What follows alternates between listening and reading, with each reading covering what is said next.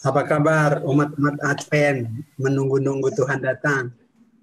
Selamat Sabat, Pendeta. Indah sekali ya hari Sabat Selamat kita Sabat, Pendeta. ya selamat Sabat kita bertemu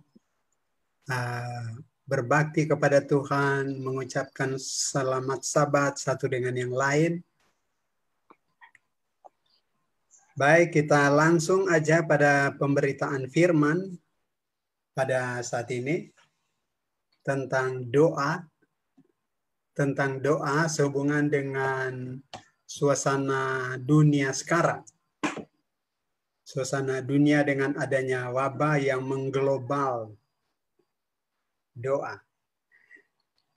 Berbicara tentang doa, semua kita sudah biasa berdoa. Tapi mudah-mudahan kita dalami pengertian rohaninya pada saat ini. Terus kita harapkan diamalkan.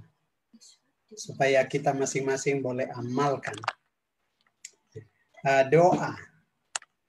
Doa itu sesuai yang kita mengerti dari inspirasi Roh Nubuat adalah berbicara kepada Allah atau curhat kepada Yang Maha Kuasa seperti kita curhat kepada teman akrab. Jadi menggunakan bahasa akrab pun oke dalam proses berdoa. Kalau kita hanya mampu curahkan isi hati kita dalam bahasa daerah, ya bicaralah akrab kepada Tuhan dalam bahasa daerah, dan Tuhan itu Maha Kuasa, Maha Tahu. Ia mengerti semua bahasa-bahasa di dunia. Ya.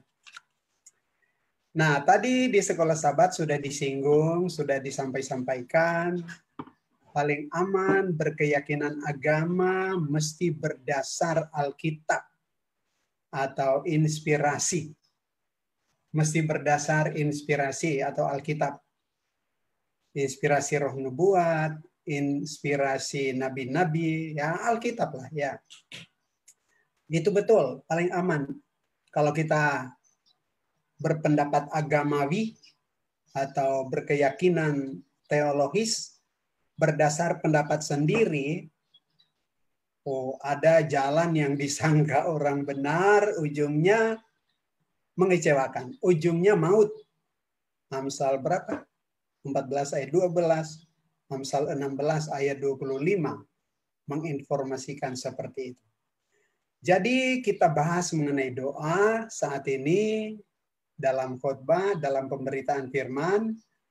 Saya berusaha mau dasarkan segalanya pada demikianlah firman Tuhan. Pada sola scriptura. Ya. Oke, jadi doa sesuai inspirasi, sesuai Roh Nubuat, bercurhat kepada Allah seperti bercurhat kepada teman akrab. Kita semua sudah biasa berdoa.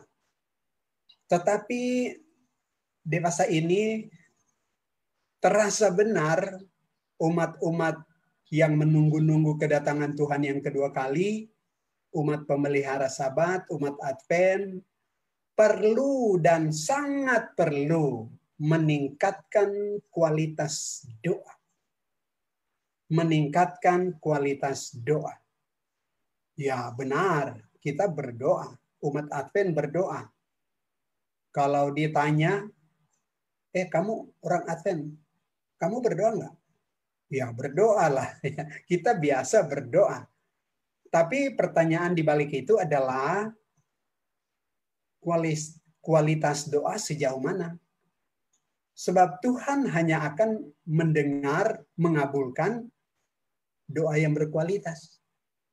Ya, Tuhan hanya akan mendengarkan, menjawab doa yang berkualitas. Ya, kalau doa dangkal-dangkal, doa yang tidak berkualitas, doa abal-abal, doa sekedar, surga tidak terbuka untuk mengabulkan. Ya. Nah, sehubungan dengan suasana kita sekarang ini, ya katakanlah semacam ketakutan karena wabah, sehingga kita mentaati aturan pemerintah, dan semuanya itu benar. yaitu bahwa kita isolasi diri, maksudnya tinggal di rumah gitu. Namun kita orang percaya, kita mengharapkan bahwa kita sedang dilihat oleh Allah yang Maha Kuasa, yang kita kasihi, yang kita sembah siang malam, dan Dia kita yakini Maha Kuasa, pelindung ajaib kita. Pelindung ajaib kita. Kalau kita jadikan Dia perlindungan dari wabah ini, maka itu pasti. Karena Ia Maha Kuasa, Ia mengasihi kita. Dulu juga Allah yang Maha Kuasa sudah melindungi umat-umatnya. Membela umat-umatnya, meluputkan umat-umatnya dari bahaya apa saja. Bahaya wabah, bahaya kecelakaan, dan lain-lain. Ia adalah Allah yang sama kemarin, hari ini, dan seterusnya. Ibrani 13 menyebutkan seperti itu, bahwa Allah tidak berubah dari dulu sampai sekarang. Jadi kalau Ia menolong umatnya dahulu kala, Ia juga akan menolong kita. Nah, menolong kita, apa artinya? Kita minta pertolongan, ya. Kita minta pertolongan dari Dia, Ia akan menolong. Bukankah Matius 7 ayat 7 yang kita sudah kenal, pinta baru akan diberi. Cari baru akan dapat. Ketuk pintu akan dibuka pintu sorga, pintu rahmat. Oke, jadi kita minta, kita berdoa. Baik. Mengerti dalam tentang filosofi doa, kita mesti mengerti dalam kepada siapa kita berdoa, kepada siapa kita bermohon. Kita bermohon, kita berdoa, bukan kepada penguasa dunia yang adalah manusia, yang kalau ia berjanji, bisa saja dia nggak genapi janji, nggak bisa tepati janji karena suasana ia adalah manusia berdosa. Hujan saja, janji ketemu jam 5. Hujan. Nggak datang dia, itulah manusia. Walau dia berkuasa sekalipun.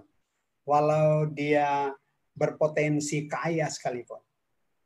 Tapi kita berdoa kepada Tuhan, mari sikapi lain. Berdoa, bermohon, bercurhat kepada Tuhan. Kita mesti yakini Ia adalah Allah yang Maha Kuasa. Ia adalah Allah yang bisa melakukan apa saja. Menjawab doa kita, tidak ada halangan bagi Dia untuk mengatakan, dia nggak mampu jawab doa lagi. Ayub 42 ayat 2, Ia berkuasa melakukan apa saja. Apalagi menjawab doa kita. Apalagi secara lebih khusus, kita menuntut janji-janjinya. Menuntut janji-janjinya. Mengklaim janji-janjinya. Dia tidak ada kamus dusta. Ia berjanji, ia pasti genapi. Walaupun ada prasyaratnya. Nah, jadi untuk memperpendek pemberitaan firman kita, supaya kita boleh ada penyerahan seusai khotbah ini. Persyaratan dari semua persyaratan untuk doa dijawab yang paling jelas diringkas dari di Yohanes 3 ayat 22. Nah, catat ayat itu. Yohanes pasal 3 ayat 22, persyaratan untuk doa kita didengar. Itu persyaratan secara umum, tapi itu sudah mencakup persyaratan-persyaratan yang lain. Ada banyak persyaratan doa kita dijawab. Jadi tanamkan dalam pikiran kita ketika Anda sedang mendengarkan pemberitaan firman ini, bahwa kita berbicara dalam berdoa, kita berbicara kepada Allah yang Maha Kuasa, yang berjanji dan tidak mungkin mengingkari janjinya. Bilangan 23 ayat 19, tidak ada kamus dusta di pikiran Allah, di mulut Allah. Ia berfirman, itu pasti digenapi. Itu Bilangan 23 ayat 9. 1 Yohanes 3 ayat 22. Itu ayat yang tadi. ayat tadi yang persyaratan doa. Oke, kita teruskan ide keyakinan ini. Pendeta pionir kita, salah satu dari pionir gereja Advent yang hidup sejaman dengan Ellen G. White, namanya pendeta John F. Laboro. Ia setia, ia pendeta yang sangat rohani. Ia membaca Alkitab, perjanjian baru sudah 69 kali sepanjang hayatnya, sepanjang hidupnya. Dia berumur 80-an, baru kemudian meninggal. Perjanjian baru, dia sudah ulang-ulang dari Matius sampai Wahyu, 69 kali. 71 kali, maaf, 71 kali. Perjanjian lama, dia sudah baca 69 kali. Ulang-ulang dari Kejadian sampai Maleakhi. Setiap kali dia membaca Alkitab, nah itu setiap tahun satu kali dia baca Alkitab. Tahun berikut dia ulang lagi dari awal dan selesai sampai akhir tahun. Setiap kali ia membaca Alkitab, ia mencari-cari ayat-ayat Alkitab yang isi dari ayat-ayat itu, firman Tuhan itu, bernada janji. Bernada janji ayat-ayat yang dia baca-baca. Dia dapati 3.573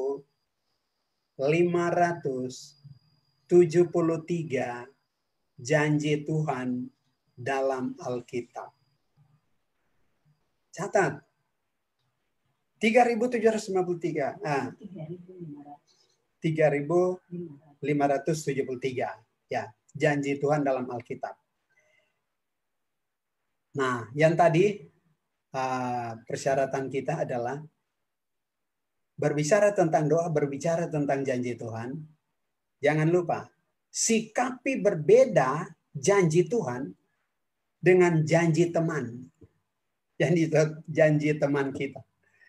Janji teman kita jangan dulu sangat dipercaya oleh karena ia manusia. Tetapi janji Tuhan, wow, luar biasa. Ia Allah yang Maha Kuasa, yang tidak ada kamus, aduh aku enggak bisa genapi janjimu lagi. Enggak ada kamus begitu dia. Jadi kepada Allah yang Maha Kuasa yang berbicara tentang janji, kalau ia menjanjikan 3.573 janjinya dalam Alkitab, itu pasti ketika kita memenuhi syarat sesuai 1 Yohanes 3 ayat 22. Ya, itu pasti. 3.573 janji Tuhan. Banyak sekali.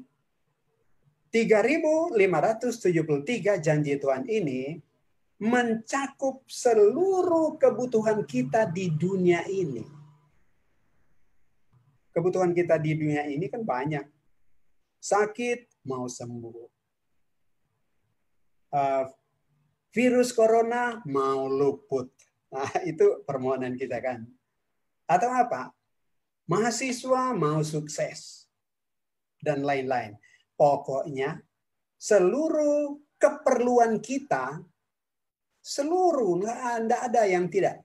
Seluruh keperluan kita ada janji-janjinya dalam firman-Nya Alkitab. 3.573 janji Tuhan, oh cukup limpah untuk menggenapi keperluan-keperluan kita. Nah, jadi apa? Klaim janji. Klaim janji-janji itu untuk keperluan kita. Minta janji itu. Tapi kata yang tepat klaim sebenarnya. Kalau minta seperti terlalu lemah empasisnya ya. Klaim, tuntut. Tuntut. Karena Tuhan mau begitu. Kita tuntut. Oh, kasar sekali. Tajam sekali. Mintalah. Kalau minta seperti kita ini kurang iman ya. Sangat lemah. Tidak sungguh-sungguh, seperti tidak sungguh-sungguh. Tuntut. Jadi, Tuhan, saya tuntut janjimu. Dalam Mazmur 91 ayat 6 dan 7.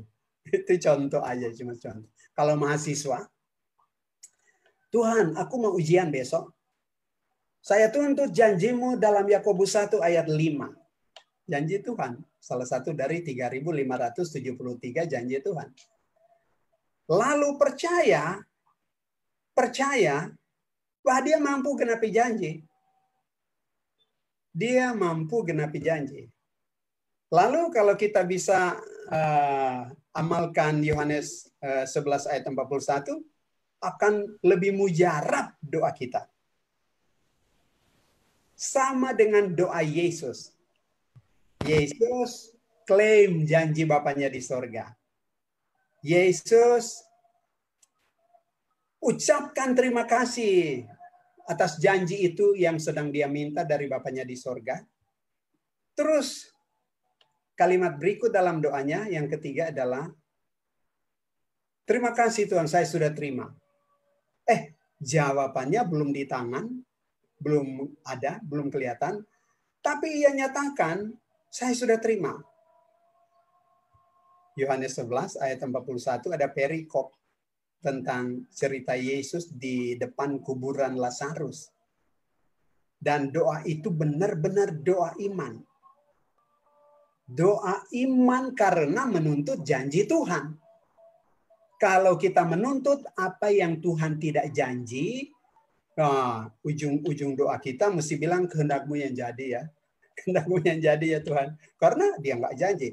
Tuhan, mari tolong saya, dirikan saya rumah di Pulau Manado Tua. Apa ada janji di Alkitab bahwa Tuhan mau dirikan rumah untuk kita di Pulau Manado Tua? Nggak ada kan? Tapi kita boleh bermohon begitu. Belakang dari doa kita adalah kehendak-Mu yang jadi. Kalau kehendak-Mu yang jadi. Tetapi menuntut janji Tuhan mesti iman. Iman apa? Bahwa dia mampu genapi janji dan dia tidak ada kamus dusta. Dia mengasihi kita. Kita sudah mengamalkan persyaratan untuk janjinya dia genapi pada kita. Persyaratannya apa ya? 1 Yohanes 3 ayat 22 yang tadi. Ya.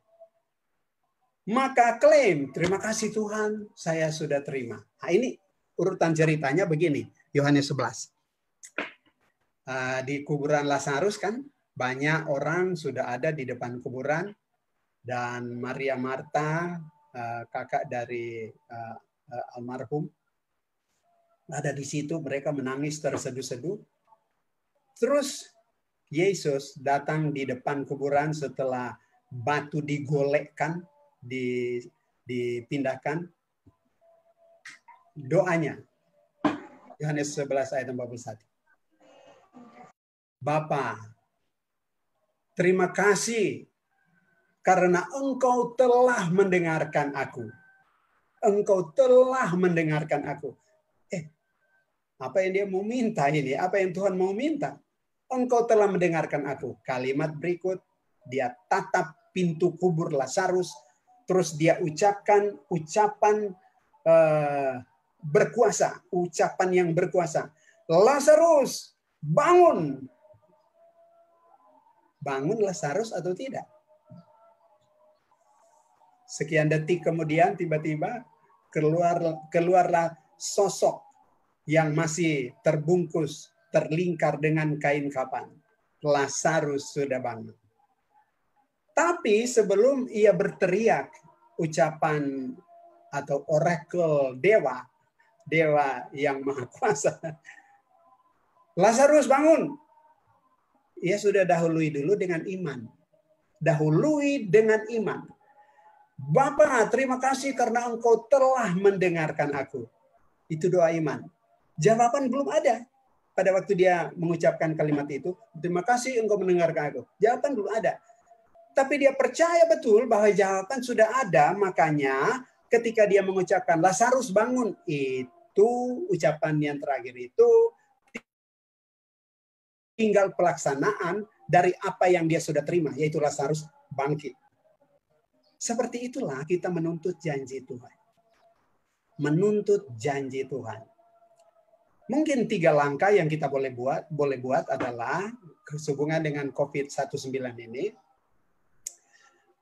Mazmur 91 ayat 6 dan 7. Gagasannya aja ya, idenya aja saya sampaikan lisan. Anda boleh baca sendiri.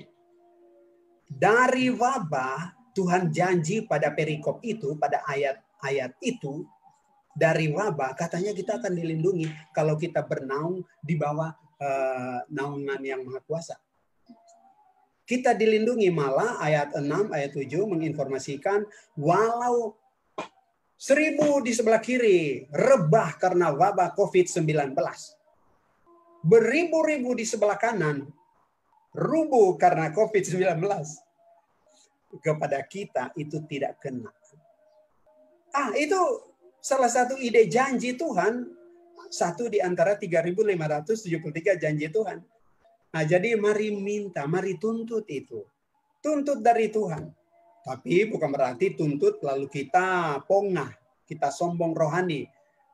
Kita pergi berkumpul sama-sama dengan yang carrier virus corona. Dengan harapan, oh saya kan sudah berdoa. Oh itu pongah, itu sombong rohani. Itu Tuhan tak mau dengar doa kita. Tetap juga kita mesti taati aturan pemerintah, yaitu tinggal di rumah. Hanya kalau terbesar baru boleh keluar ya. Nah, jadi Anda lihat di sini, prinsip penuntut janji Tuhan, khususnya untuk kasus yang terjadi pada kita, wabah yang menyeluruh ini adalah Mazmur 91.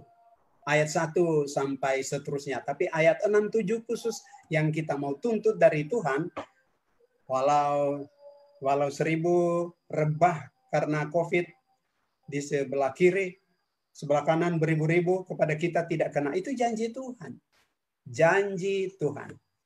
Terus tadi Ketua Benny Welan menyebut dalam doanya bahwa ada masyarakat yang mungkin tidak ada lagi makanan karena di PHK atau bagaimana. Nah, ada janji Tuhan dalam Amsal pasal 10 ayat 3. Amsal pasal 10 ayat 3. Karena virus corona ini kan kita tidak sengaja menempatkan diri di suasana virus corona. Datang sendiri, kita kan tidak mau. Jadi kehilangan pekerjaan, kehilangan pemasukan, kasihan ya, mau makan apa? Ada janji Tuhan dalam Amsal pasal 10 ayat 3.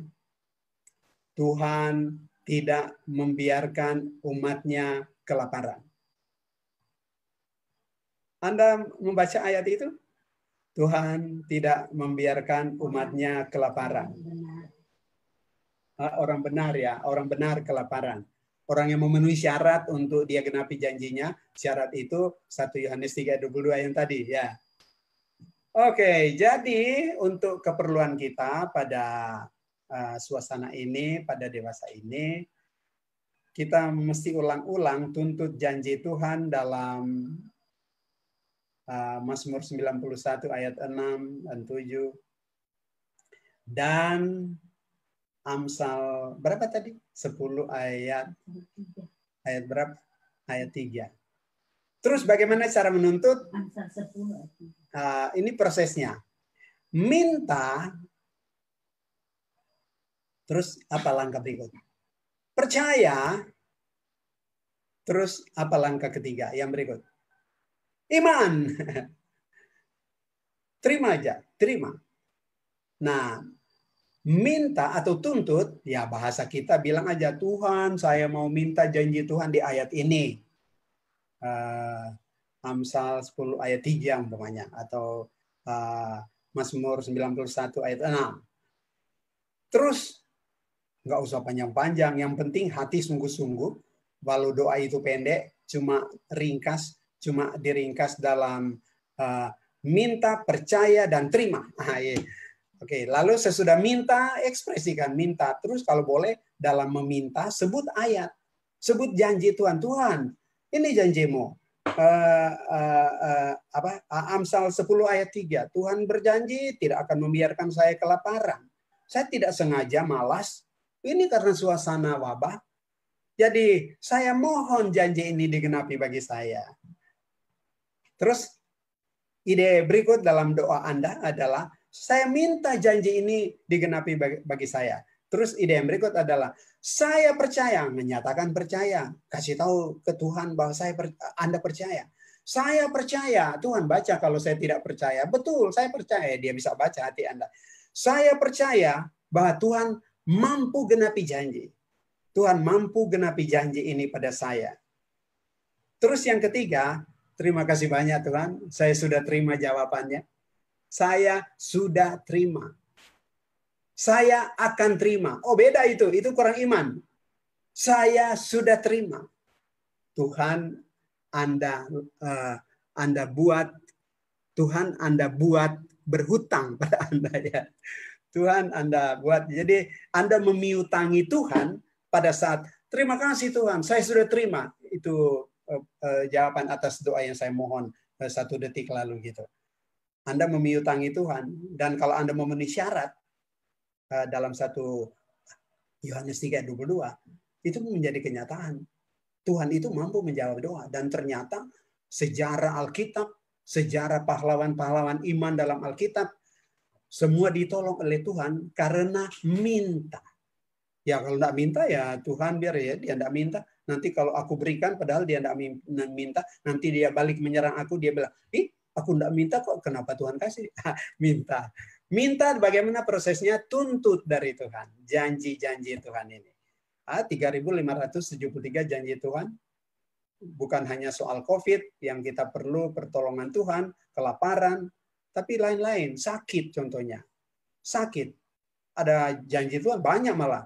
Yeremia 33 ayat 6, aku akan menyembuhkan kamu. Mazmur 34 ayat 16, aku menyembuhkan penyakitmu. Tuhan bilang begitu. Tuhan bilang begitu. Dan banyak lagi. Banyak lagi. Nah, jadi kalau saja kita boleh sama Pendeta Lahboro ya, membaca-baca Alkitab, mencari-cari, tahu nada janji dalam ayat-ayat Alkitab, lalu tuntut dari Tuhan. Minta atau tuntut dari Tuhan. Oke. Sekarang mari pikirkan yang berikut. Ini ide-ide, konsep-konsep penutup khotbah. Saudara-saudara percaya Tuhan, bukan? Saudara percaya Tuhan? Saudara beriman? Saudara percaya bahwa ada Tuhan? Percaya enggak?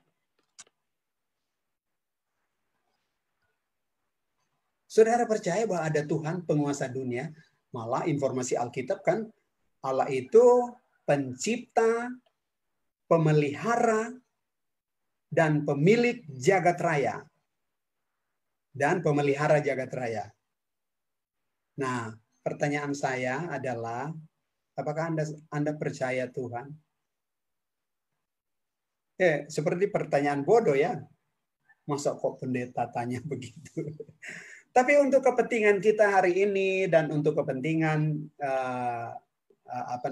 kita ada damai menghadapi ketidakdamaian masyarakat oleh karena wabah dan oleh karena masalah ekonomi.